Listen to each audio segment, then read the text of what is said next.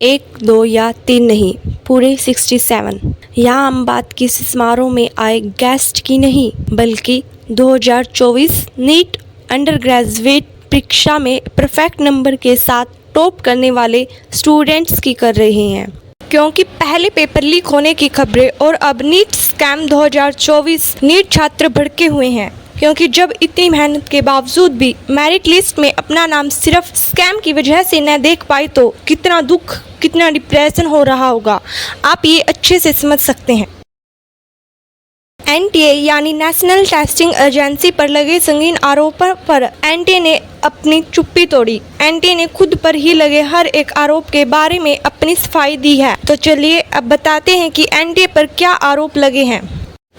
4 जून को जब हर कोई लोकसभा के नतीजों के बारे में चर्चा कर रहा था, जब हर कोई टीवी या फ़ोन को बस लोकसभा के नतीजों को देखने के लिए चला रहा था, तब एनटीए ने नीट अंडर ग्रेजुएट 2024 रिजल्ट जारी कर सबको चौंका दिया।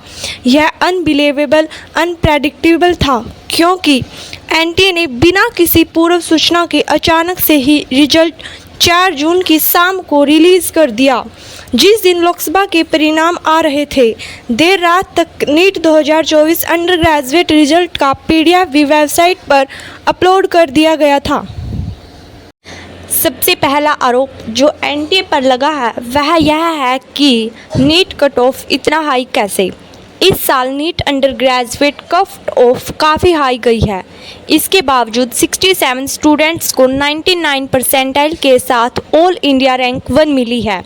67 स्टूडेंट्स ने परफेक्ट स्कोर यानी 720 में से 722 हासिल किया है, यानी सारे ही टॉपर घोषित। लेकिन 2019 के बाद से नीट अंडर ग्रेजुएट के किसी भी सालों में 3 से अधिक टॉपर नहीं हुए हैं। तो इस पर एनटीए ने अपनी सफाई दी और बताया कि कट ऑफ स्टूडेंट्स की परफॉर्मेंस देखकर ही होती है। अगर कट ऑफ ज़्यादा है, इसका मतलब है कि स्टूडेंट्स की परफॉर्मेंस अच्छी है और उन्हें अच्छे मार्क्स मिले हैं। इसमें खास बात यह भी थी कि इन 67 टॉपर्स में से 44 ग्रेस मार्क्स टॉपर्स बने हैं। एनटीए ने ग्रेस मार्क्स देने की वजह बताई। उन्होंने गलत जवाब दिया था और इस गलत जवाब के पीछे की वजह कक्षा 12th की पुरानी एनसीईआरटी साइंस की किताब में मौजूद गलती थी। अब आप पूछ सकते हैं कि वह सवाल कौन सा था जिसे पढ़ यह बवाल मचा हुआ है। सवाल 2 स्टेटमेंट पर आधारित था। नंबर 1, एटम विद्युत रूप से न्यूट्रल होते हैं क्योंकि उनमें पॉजिटिव और नेगेटिव चार्ज समान संख्या में होते हैं। दूसरी स्टेटमेंट यह थी कि प्रत्येक एलिमेंट के एटम स्थिर हैं और वे अपनी कैरेक्टरिस्टिक स्पेक्ट्रम का उत्सर्जन करते हैं। इस सवाल में स्टूडेंट के पास 4 ऑप्शन में से सबसे उपयुक्त उत्तर चुनने के लिए कहा गया था। नंबर 1, पहला सही है लेकिन दूसरा गलत है। नंबर 2, पहला गलत है लेकिन दूसरा सही है। नंबर 3, पहला और दूसरा दोनों सही हैं। नंबर 4, पहला और दूसरा दोनों गलत हैं।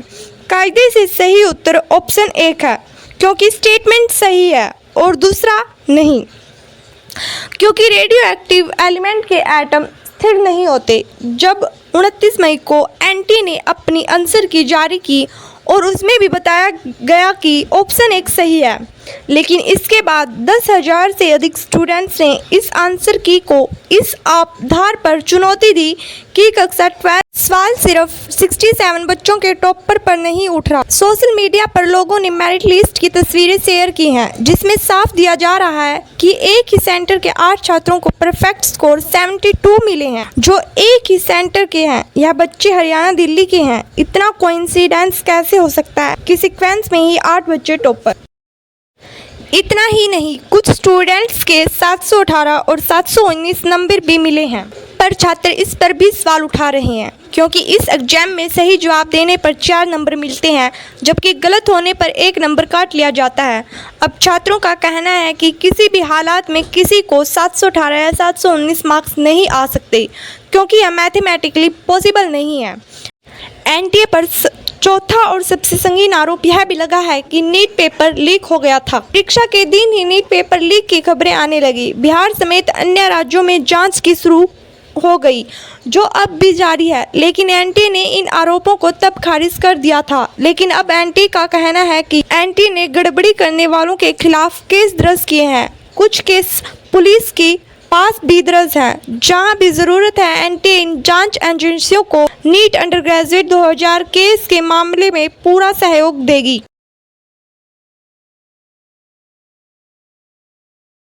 तो गाइज़, अगर आपको मेरी वीडियो अच्छी लगे तो लाइक शेयर कमेंट कीजिए, और अगर आपने अभी तक मेरे चैनल को सब्सक्राइब नहीं किया है तो उसे सब्सक्राइब कीजिए।